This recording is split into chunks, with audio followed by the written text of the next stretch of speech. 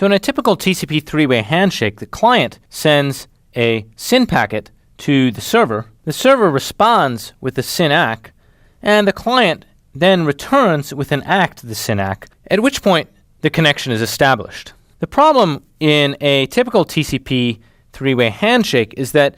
the client can send a SYN and cause the server to allocate a socket buffer for that TCP connection, but then if the client never returns, the client can force the server to allocate many socket buffers simply by sending a lot of SYNs and never returning.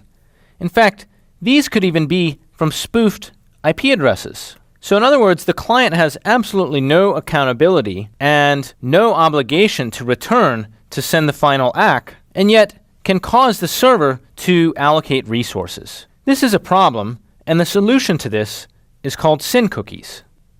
In the TCP SYN cookie approach, when the server receives a SYN from the client, the server, instead of allocating a socket buffer for the tuple associated with the connection, the server keeps no state and instead picks an initial sequence number for the connection that's a function of the client's IP address and port and the server's IP address and port, as well as a random nonce to prevent replay attacks. An honest client that returns can then reply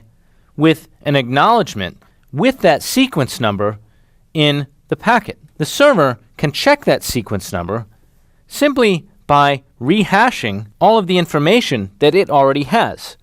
thereby determining that the acknowledgement here corresponded to the previous SYN ACK that it had sent the client, without requiring the server to store any state. Only if this sequence number matches the one picked by the server in the SYN ACK does the server actually establish the connection.